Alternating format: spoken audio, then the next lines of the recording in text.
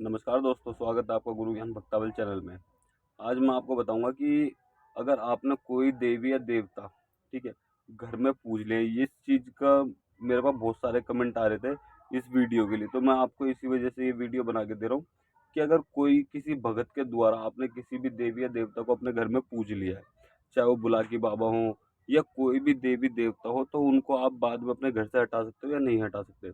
तो मैं आपको बता दूं, देखो, अगर आपने किसी देवी देवता को पूजा बाहर से किसी से लिया है, किसी गुरु से लिया है, किसी भगत से लिया है, तो आपने किसी देवता को लिया तो वो जाहिर सी बात है गुरु से ही लिया होगा और आपने अपने भले के लिए लिया होगा कि भाई किसी भगत ने आपको बोला है, किसी व्यक्ति ने बोला इस देवता को ले लो, आपके घर में भला हो जाएगा, तो इसीलिए आपने वो देवता लिए होंगे। और अब उन्होंने आपके घर में भला नहीं करा होगा या आपके घर में परेशानी चल रही होंगी उनको पूजने के बाद भी, तो अब आप इसको हटाना चाह रहे हो।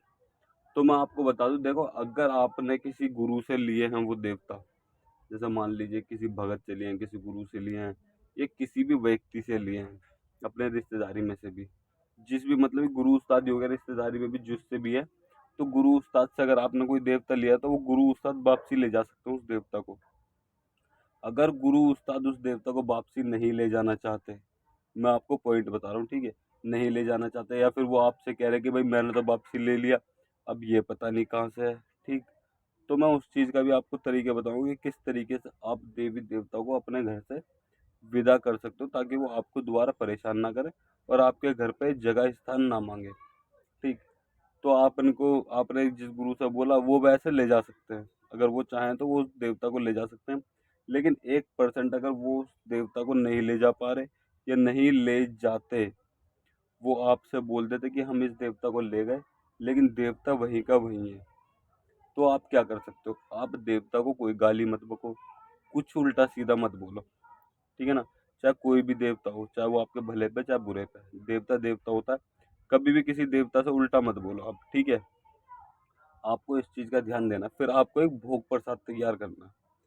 आपने लौंग दी देवता को या नहीं दी, देखो उस चीज़ को तो आप जानते हो, देवी या देवता को जो लौंग बतासे देते हैं, वो दी या नहीं दी, भोग प्रसाद अपने घर में करा या नहीं करा, ये सब आप जानते हो। लेकिन जो मैं उपाय बता रहा हूँ आपको, इस उपाय को करना।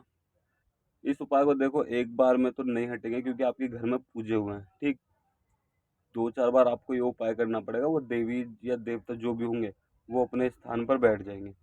अब आपको क्या करना, आपको जिस भी देवी देवता को पूजा आपने, उनको पूजा तो उनके बारे में आपको पता भी होगा, तो उनका भोग प्रसाद तैयार करना है। मैं आपको बुलाकी बाबा के लिए बता रहा हूँ, ठीक। एक लेना आपको, 5 लड्डू लेने हैं, ठीक। मट्टी का ढक्कन लेना है, मटके का ढक्कन जो होता है बड़ा सा ले लीजिए, या फिर कसोरा ले लीजिए, ठीक है ना।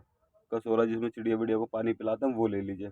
आपको लेना है 5 लड्डू, एक सिगरेट कवंडर की, ठीक है, साथ में 7 तरह की मिठाई। 7 तरह की मिठाई मतलब कि एक रसगुल्ला, एक लड्डू, एक पेड़ा, एक बर्फी, इस तरीके से 7 तरह की मिठाई लेनी है आपको। साथ में लेनी है अगरबत्ती, एक क्वार्टर, ठीक है, लौंग जायफल जोत कपूर, साथ में लाल रंग, जैसे लाल रंग चढ़ता है ना वो, ठीक है, लाल रंग लेना, सिंदूर भी कह सकते हो उसे, लाल रंग लेना, इत्र लेना है, ठीक है। ये सब आपको कोई भी जोत नहीं करनी, कुछ नहीं करना। अगरबत्ती, एक माला ले लीजिएगा, फूल वाली माला, थोड़े से गुलाब के फूल, ठीक, एक ब्लेड का पैकेट। अब मैं आपको बताता हूँ किस तरीके से आपको ये सामान सजाना। अगर आप चाहो तो कलेजी भी ले सकते हो, कलेजी सूर की होनी चाहिए, कलेजी, ठीक है। अगर ना, ये तामसिक उतारे में आ गया, तामसिक उतारा अगर आपको जानना है बाबा वीर बुलाकी का कि उसमें क्या क्या सामग्री लगती है और कि क्या क्या लगा के हम उस कार्य को कर सकते हैं, मतलब कि क्या क्या कार्य कर सकते हो उस तामसिक उतारे से और क्या क्या सामग्री लगेगी, तो वो मैं आपको, आप मुझे कमेंट करना, मैं उसकी चीज, उसके लिए भी आपको एक वीडियो बना के दूंगा और उससे आपको पता चलेगा कि तामसिक उतारा कैसे लगता है। ये चीज़ आपको पहले किसी ने नहीं बताई होगी, आपने ज़्यादातर देखा होगा सात्विक उतारा ही देखा होगा। मैं आपको बाबा वीरबुलाकी का भी तामसिक उतारा बताऊंगा। अगर आपको जानना है तो आप मुझे कमेंट कर दीजिएगा, मैं अगली वीडियो जरूर बनाऊंगा उस चीज़ के ऊपर। फिर आपको क्या करना है, आपको एक, जो आपने कसोरा लिया है, माला बिछानी है उसके अंदर, ठीक है। माला बिछाने के ऊपर, उसके ऊपर सिंदूर जो लिया है, सिंदूर डाल देना, लड्डू वड्डू जो भी चीज़ लिया आपने सब चीज़ उसमें डाल देना। एक क्वार्टर जो लिया उसके बारे में मैं आपको बताऊंगा, सिगरेट भी उसी में डाल देना, लौंग जायफल जोत कपूर सब चीज़ ऐसी ही डाल देना, ठीक। माला के बाद में सब चीज़ डाल देना। उसके बाद में अगरबत्ती आपको साइड में रखनी है। अगरबत्ती उसमें नहीं डालनी, अगरबत्ती साइड में रखनी है। आप जाना जमुना किनारे, पानी किनारे, कहीं भी जाना, वहाँ पे अपने घर पे से जितने भी व्यक्ति हैं, ठीक है, घर में 7 है, 5 है, 2 है, 3 है, 4 है, जितने भी है, सबके ऊपर से 7 बार उतारना। उस उतारे को उल्टा, जैसे घड़ी उल्टी चलती है ना, इस तरीके से आपको 7 बार उल्टा उतारना है। उल्टा उतारने के बाद आप सीधे पानी किनारे जाइए। पानी किनारे जाके उसको रखना है, सामान को सामने रखना है। अगरबत्ती जला के साइड कर दीजिएगा, जला के साइड में रखनी है, थोड़ी बहुत दूर पे, ठीक है। फिर उस जो आपने बाकी सामान लिया कटोरे के अंदर, पौवा खोल के अपने देवता से या जो भी आपने बाबा बिरबलागी को पूजा, तो उनसे माफ़ी मांगनी है कि बाबा जी, हमसे गलती हो गई, हमने आपको पूजा, हम आपकी आगे सेवा नहीं कर पाएंगे, हमारी गलती क्षमा करना। और जो हमने आपके गुरु से भी बात की थी आपको वापसी ले जाने के लिए, लेकिन वो आपको लेके नहीं गए, या कुछ भी चीज़, भाई मैं उन्हें भी गलत नहीं ठहरा रहा, वो आपके गुरु हैं, हम आगे आपकी सेवा नहीं कर सकते, और नादान हैं हम नादान हैं, हम बिल्कुल अनजान हैं आपकी सेवा साधना के लिए। हम आगे बाबा जी हम नहीं कर सकते, हमें क्षमा करो, हमारे परिवार को क्षमा करो।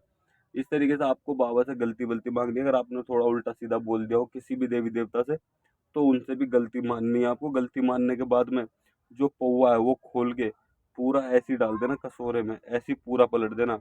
उसमें कोई जोत नहीं जलानी आपको, कुछ नहीं जलानी, पूरा ऐसे ही पलट देना। ऐसे ही पलटने के बाद चाकू से 3 वचन काटना, 3 वचन 3 बार लाइन खींच देना। वचन भी जानना हो कि उतारे पे क्या वचन लगते हैं, ये क्या चलते हैं, तो आप मुझे कमेंट कर देना, मैं आपको बताऊंगा कि क्या क्या वचन होते हैं, 3 वचन उतारे पे किस क्या क्या लिए जाते हैं। ये भी जानना हो तो आप मुझे कमेंट कर देना, मैं अगली वीडियो जरूर बनाऊंगा। और उसके बाद में आपको 3 बार लाइन काटने के बाद सीधे अपने घर आ जाना, पीछे पलट के देखना मत। सीधे घर आने के बाद में अपने घर में गंगा जल के छींटे मारना, ठीक है।